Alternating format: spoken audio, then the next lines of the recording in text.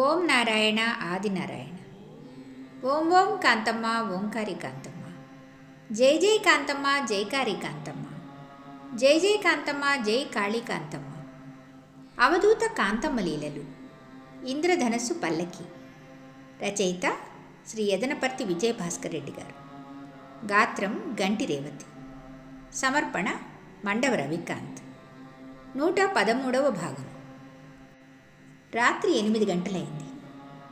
అమ్మ మండుతున్న వెంకయ్య స్వామి వారి ధుని దగ్గర కూర్చున్నారు. 8 గంటలకు అమ్మ కాఫీ కావాలని అడిగారు. సుబ్బారెడ్డి స్వామి ప్రసూనను పంపి కాఫీ పెట్టించి తెచ్చి అమ్మకు ఇవ్వమని తన మౌన భాషలో చెప్పారు. ప్రసూన వెంటనే కాఫీ పెట్టుకొని తీసుకువచ్చి అమ్మకిచ్చింది. అమ్మ ఆ గ్లాసులోని కాఫీ సగం తాగి మిగిలినవి ప్రసూనకి ప్రసాదంగా ఇచ్చారు. అది అందుకుని మహాప్రసాదంగా ప్రసూన సేవించింది. అమ్మకు పాదాభివందనం చేసుకున్నది.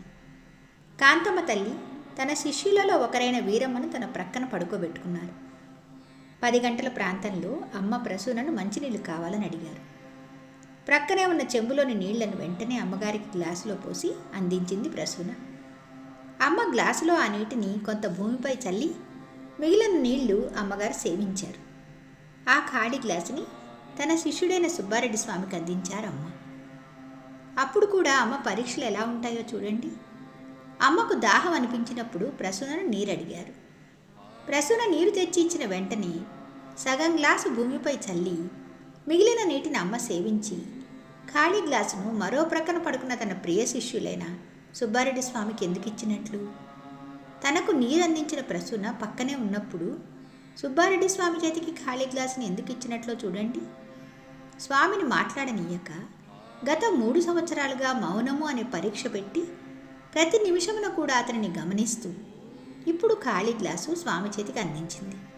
అంటే నాయనా, ఈ గ్లాస్ ఖాళీది కాదు, ఈ గ్లాసు వంటి వాడివి నీవు.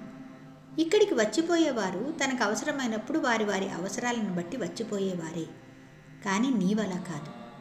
ఆ గ్లాసు చిరస్థాయిగా ఉండాలి, కానీ గ్లాసులోని నీటి వలె నీవు ఉండకూడదు అని నిత్య సత్యాన్ని అమ్మ తన ప్రియ శిష్యులైన సుబ్బారెడ్డి స్వామికి అందించారు. ఆ రాత్రి భక్తులందరినీ కూడా బువ్వ తినండిరా, బువ్వ తినండిరా అని అమ్మ పలుమార్లు చెప్పారు. పసుపు తోటలోకి పోతే బాగుంటుందిరా అని కూడా అన్నారు. కానీ అమ్మ మాటను ఒక సుబ్బారెడ్డి స్వామి మినహా ఎవరూ గుర్తించలేదు. రాత్రి 11-12 మధ్యలో శిష్యురాలు వీరమ్మతో, రాయే బుజ్జాయి, నీ కాలుతో నా పొట్ట మీద తొక్కవే, ఒకసారి తొక్కవే అని అన్నారు అమ్మ. వీరమ్మ అమ్మ మాటకి ఏం మాట్లాడాలో తెలియక, అమ్మ, నేను మీ పాదాల దగ్గర పడి మీ పాదదాసిగా సేవ చేసుకునేదాన్ని, కానీ నా కాలితో మీ పొట్ట మీద తొక్కటమా?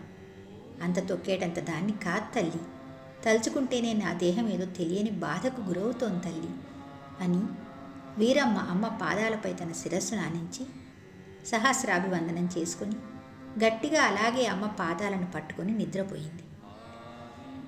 వీరమ్మ అమ్మ పాదాల చెంత అలా విలపించి విలపించి గాఢ నిద్రలోకి జారింది. అప్పటికే వారం రోజుల నుండి అమ్మ సేవలో అవిశ్రాంతంగా రాత్రనక పగలనక అలసి సొలసిన శిష్య బృందాన్ని నిద్రదేవత రూపాన మైమరపించి నిధులను ఆశ్రయింపచేసింది కాంతమ్మ తల్లి. అప్పటి వరకు ఏవేవో మాట్లాడుతూ ఉన్న వీరమ్మను ఎప్పుడైతే అమ్మ అలా అడిగిందో, వీరమ్మ అమ్మ కాళ్లపై పడి రోదిస్తూనే తను నిద్రలోకి జారుకున్నది. ఆ నిషేధి సమయాన ప్రకృతి చీకటి వడిలో ప్రశాంతత నుండి తన తనువును మరిచింది. ఎన్నో సంవత్సరాలుగా రేయి పగలు కాంతమ్మ తల్లి సేవలో తను మన ధనములను అర్పించి నిరీక్షించిన శిష్య బృందం అమ్మ దర్శనార్థం ఆ ఓంకారాశ్రమ ప్రాంగణానికి తమ తమ కోరికలు అమ్మకు చెప్పుకొని పరిష్కారం పొందిన భక్తజనులు, పామరులు అందరూ కూడా గాఢ నిద్రలో మునిగి మైమర్చి నిద్రిస్తున్న వేళ ఆశ్రితులను, అనాథలను, సర్వజీవులను కష్టాల సందరము నుండి గట్టుకు దారి చూపించి వారి వారి గుండెల నిండుగా ప్రేమ అనే వాత్సల్యాన్ని పంచి సంతోషాల ఆనంద డోలికలలో ఓలలాడించి పాలించిన ఆ దేవదేవి అమ్మ కాంతమ్మ తల్లి జగన్మాతగా, జగజ్జననిగా, జగదేక కాత్యాయినిగా ఎందరో భక్తుల హృదయాలలో చెరగని ముద్ర వేసి తన భక్తుల శిష్యుల స్వప్నావస్థలలో వారి వారికి కనిపించి జరిగిపోయినవి జరగబోవునవి తెలుపుతూ తన అవతార రహస్యాలను తెలుపుతూ వారి వారి గత జన్మల బంధాలను తెలియజేస్తూ తన వారి చుట్టూ ఒక అందమైన కంచుకోటను నిర్మించి తాను మాత్రము తన సమయాన్ని వృధా చేయక తను దేహము దేహానంతరము పంచభూతాత్మకమగు ప్రాణమును చంద్రశేఖరుడైన పరమశివుని అవతార సుధామయుడైన గత జన్మల పరాధీనుడైన పంచవక్రుడైన శ్రీ నాగసుబ్బారెడ్డి స్వామి దేహజాత్యంలోనికి శ్రీ శ్రీ శ్రీ కాంతమ్మ తల్లి పవిత్ర ఆత్మ జ్యోతి లక్ష కాంతి పుంజముల వలె తన వెలుగులను విరజిమ్ముతూ ఆకాశ మందిరాన్ని స్పృశిస్తూ ఇమిడిపోయింది. అప్పటి వరకు తనను తాను మరచి అలసి నిద్రించుచున్న సుబ్బారెడ్డి స్వామి తన పక్కన ఉన్న మణిస్వామిని నిద్రలేపి సమయం ఎంతయిందో చూడమన్నారు. మణిస్వామి వెంటనే 2 గంటల 10-12 అయిందన్నారు. అమ్మ తాను చెప్పిన సమయానికి తను చాటుకు ప్రయాణం సాగించింది అని నిర్ధారించుకొని నాడు శ్రీ శ్రీ సుబ్బారెడ్డి స్వామివారు అయిపోయింది, అంతా అయిపోయింది, సృష్టి స్థితిలయకారిణైన అమ్మవారు సప్తలోకాలను వీడి ఈ బాహ్య ప్రపంచమును వీడి అంతర్లోకాలకు పయనం చేశారు. కనిపించని అమ్మ స్వరూపం కలికాల జనుల ప్రవర్తనావళి ఎలా గమనిస్తుంటారో తెలిపేందుకే ఈ కార్యక్రమం సాగించారు అని శ్రీ సుబ్బారెడ్డి స్వాముల వారు 2/9/1999 శ్రీ ప్రమాది నామ సంవత్సరం దక్షిణాయనం శ్రావణమాసం రోహిణి నక్షత్ర బహుళ అష్టమి గురువారం రాత్రి తెల్లవారితే శ్రావణ శుక్రవారం 2 గంటల 10 నిమిషాలకు అమ్మ జ్యోతి స్వరూపమున అనంత లోకాలను సంచరించి వెలుగు జిరుగులను చుట్టి వచ్చి సుబ్బారెడ్డి స్వామి వారిలో విలీనమైనారు. వెనువెంటనే సుబ్బారెడ్డి స్వామి తన స్వప్నావస్థ నుండి మెలకువ పొందగలిగారు. షిరిడీలో శ్రీ షిరిడీ సాయిబాబా వారు కూడా మధ్యాహ్న ఆరతి స్వీకరించి భక్తులనందరినీ భోజనాలకు పంపించి మసీదులో బాగుండలేదు, బూటీవాడకు తీసుకెళ్తే బాగుంటుంది అంటూనే బాయాజీ అప్పకోతే పాటిల్ ఒడిలోకి ఒరిగిపోయి సాయి కన్నుమూశారు.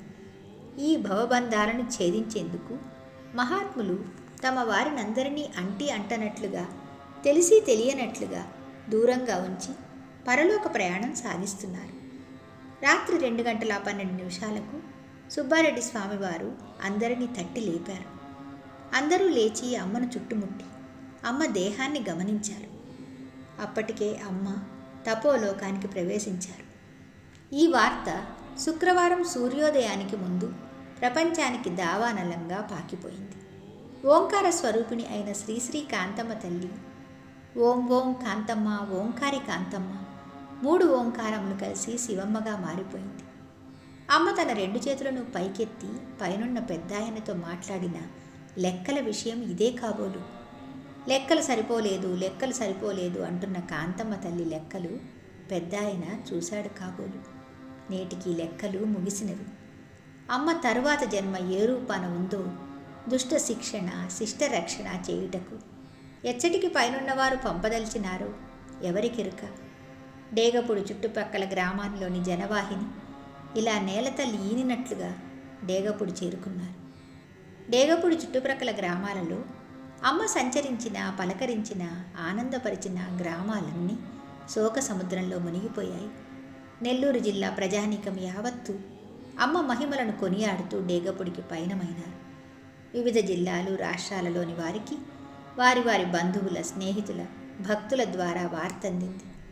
కానీ తన అంతిమయాత్రను అనేక మందికి ఆ రాత్రి స్వప్న దర్శనం కలిగించి ప్రత్యక్ష దర్శనాలను అందజేశారు అమ్మ. అదే రాత్రి రేబాల గ్రామ కాపురస్తురాలైన అరుణమ్మ గారికి 2:15కి తన స్వప్న దర్శనమిచ్చారు. అరుణమ్మ గారి ఇంటిలోని దేవుని మందిరంలో కూర్చుని దేవుడి పటాలను పరిశుభ్రం చేస్తూ కనపడిన తల్లి కాంతమ్మ తల్లిని, అరుణమ్మ, ఏంటమ్మా, నేను నిన్ననే అన్ని పటాలు తుడిచి చందనం పూసి బొట్టు పెట్టాను అని అన్నారు. ఒరేయ్ బుడ్డాయి, కొద్దిగా ఎత్తుపల్లాలుంటే సరిచేయుచున్నానే అన్నదమ్మ. అలా అమ్మ మల్లాంలోని శేషరెడ్డి కూతురునకు కూడా 2:15కి కలలో కనిపించింది. గూడూరు పట్టణమందు ఒక శెట్టిగారికి కనిపించింది. తన అంతిమయాత్రను అనేక మందికి ఆ రాత్రి 2:15 నుండి 3 గంటలలోపే స్వప్న దర్శనాలుగాను శరీరంతోనూ తన భక్తుల రూపంలోనూ సంకేతాలను అమ్మవారికి అందించారు. ఆశ్రమానికి భక్తులు మహాసముద్రంలా కదలి వస్తున్నారు. ఓం ఓం కాంతమ్మ ఓంకారి కాంతమ్మ. తదుపరి విషయాలను తరువాతి భాగంలో తెలుసుకుందాం. అవధూత శ్రీ డేగపూడి కాంతమ్మ తల్లికి జై. భగవాన్ శ్రీ శ్రీ శ్రీ గొలగముడి వెంకయ్య స్వామి మహారాజ్కి జై. ఓం నారాయణ ఆదినారాయణ.